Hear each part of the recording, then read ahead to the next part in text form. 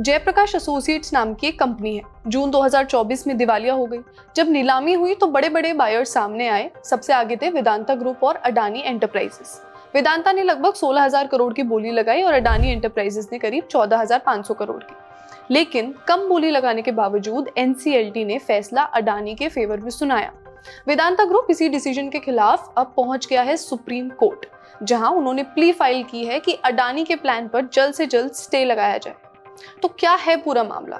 कौन सा पेज था जिसके कारण अडानी के हाथ डील आई? और कहा जा रहा है कि सब कुछ नियमों के हिसाब से ही हुआ। तो इसी पेचीदा मुद्दे को आज समझेंगे। हाय, मैं हूं श्रुति और आप देख रहे हैं खर्चा पानी। Brought to you by Rajnigandha and Candid.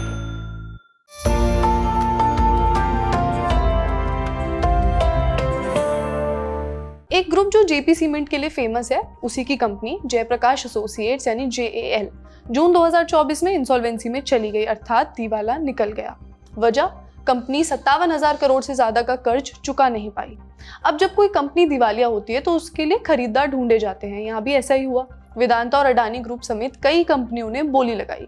Vedanta ने 16,726 करोड़ रुपए की बोली लगाई और अडानी एंटरप्राइजेस ने 14,535 करोड़ रुपए की लगाई। यानी कागजों पर देखें तो वेदांता की बोली ज्यादा थी।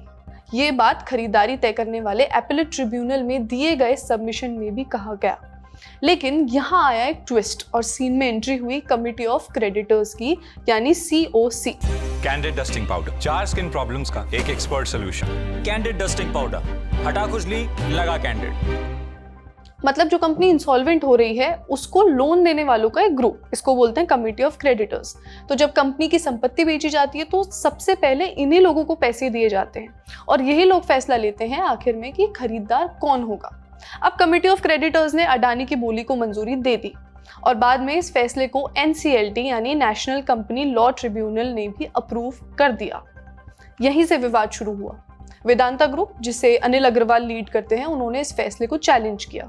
वे एनसीएलटी के ऊपर एनसीएलएटी यानी national company law appellate tribunal पहुंचे। एनसीएलएटी ने अडानी के रेजोल्यूशन प्लान पर रोक लगाने से मना कर दिया। फिर 17 मार्च को इलाहाबाद बेंच के एनसीएलटी ने ऑर्डर सुनाया, जिसमें 14 अक्टूबर 2025 को जो अडानी एंटरप्राइजेस ने रेजोल्यूशन प्लान दिया था उसको मंजूरी दे दी। अडानी एंटरप्राइजेस ने ये जानकारी अपनी एक्सचेंज फाइलिंग में भी दी। अनिल अग्रवाल ने अपने ट्वीट के जरिए एक पॉइंट सामने दिया कि जब वेदांता ने ज्यादा बोली लगाई थी और ये बात पब्लिकली पब्लिश की गई है तो फिर किसी दूसरी कंपनी को क्यों मिला है। एक बार उस ट्वीट को पढ़ते हैं। कुछ साल पहले जेपी ग्रुप बनाने वाले श्री जयप्रकाश गौर मुझसे लंदन में मिलने आए थे। उन्होंने अपनी पूरी जिंदगी की मेहनत और दूरदृष्टि से एक बड़ा साम्राज्य खड़ा किया था। उनकी बस एक ही इच्छा थी कि जो उन्होंने बनाया है वो सुरक्षित हाथों में जाए और सही इरादे के साथ आगे बढ़े। हाल ही में ये एसेट आईबीसी प्रक्रिया में सीओसी द्वारा सार्वजनिक नीलामी में गया। कई मजबूत बोली लगाने वाले इसमें शामिल हुए। हमें सार्वजनिक रूप से सबसे ऊंची बोली लगाने वाला घोषित किया गया। ये एक पारदर्शी प्रक्रिया थी। हमें लिखित रूप में बताया गया कि हम जीत गए हैं, लेकिन कुछ दिनों बाद इस फैसले को बदल दिया गया। मैं इसके विस्तार में नहीं जाना चाहता, वह सही मंच के लिए है, लेकिन मैं दिल से एक बात कहना चाहता हूँ।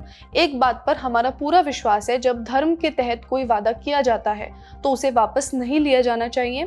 सत्य, प्रतिबद्धता और निष्पक्षता सबसे ऊपर है। हम सही तरीके से तथ्यों को सामने रखेंगे, हम सही रास्ते पर चलेंगे।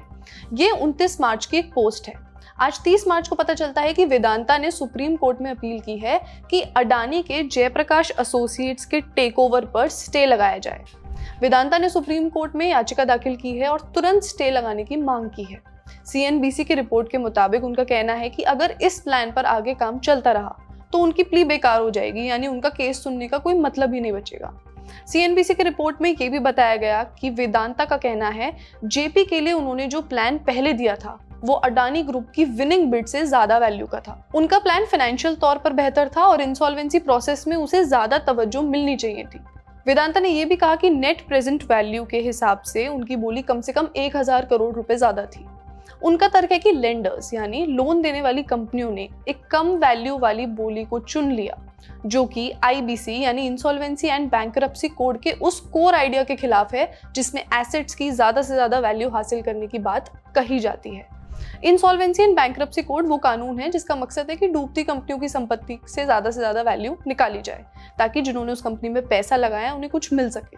अब सुप्रीम कोर्ट आने वाले दिनों में वेदांता की इस याचिका पर सुनवाई कर सकता है। तो ये तो हो गया कि वेदांता ग्रुप का क्या एक्सप्लेनेशन है, उनका क्या पॉइंट ऑफ व्यू है, लेकिन एक्सपर्ट्स और सोर्सेज से आई बातें इस डिसीजन का एक दूसरा पहलू भी सामने रखती हैं। देखिए, ऑक्शन में कुल 5 बड़े खिलाड़ी थे, अडानी, वेदांता, डालमिया सीमेंट, जिंदल पावर और पीएनसी इंफ्राटेक। लेकिन आखिरी राउंड में सिर्फ अडानी और वेदांता बचे। वेदांता ने करीब 16,000 करोड़ रुपए की कुल बोली दी, लेकिन उसमें सिर्फ 3,800 करोड़ रुपए तुरंत देने थे, बाकी पैसा 5 साल में देना था।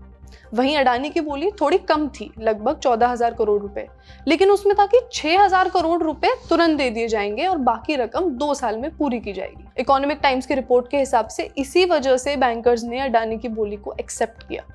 इकोनॉमिक टाइम्स के हिसाब से लेंडर्स का कहना है कि पूरा प्रोसेस आईबीसी यानी इंसॉल्वेंसी एंड बैंक्रप्सी कोड के सभी नियमों के तहत हुआ है और इसमें किसी तरह की गड़बड़ी नहीं हुई है। कमिटी ऑफ क्रेडिटर्स यानी सीओसी का कहना है कि अडानी का प्रपोजल इसलिए चुना गया क्योंकि उसमें करीब 6,000 करोड़ रुपए अपफ्रंट देने की बात थी।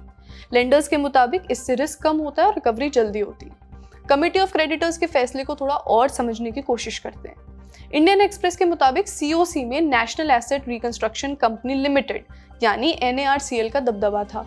ये सरकार से जुड़ी एक कंपनी है जो बैंक्स के बैड लोन्स होते हैं उन्हें खरीदती है। बड़े बैंकों ने जयप्रकाश एसोसिएट्स के 57,000 करोड़ रुपए से ज्यादा के बैड लोन्स NARCL को ट्रांसफर कर दिए थे। इसका मतलब है कि NARCL के पास करीब 86% वोटिंग पावर आ गई, जबकि SBI और ICICI बैंक जैसे पुराने लेंडर्स के पास मिलाकर 3% से भी कम हिस्सेदारी बची। यानी फैसला लगभग एक ही बड़े खिलाड़ी के हाथ में था। अब अगर रिकवरी की बात करें, कंपनी के खिलाफ कुल दावे 5.5 लाख करोड़ रुपए के थे, लेकिन इस डील में रिकवरी 3% से भी कम बनती है। अगर हम सिर्फ बैंक्स के 57,000 करोड़ रुपए के लोन को देखें तो रिकवरी करीब 25% होती है। तो कुल मिलाकर ज्यादा बोली लगाने के बावजूद वेदांता हार गया। अब ये केस सुप्रीम कोर्ट जा चुका है। अब जो भी अपडेट आएगा हम आप तक जरूर पहुंचाएंगे। आप इस बारे में क्या सोचते हैं हमें कमेंट्स में बताइए। आज का खर्चा पानी यहीं तक। अपना ख्याल रखिए और देखते रहिए द लर्न एंड टॉप। शुक्रिया।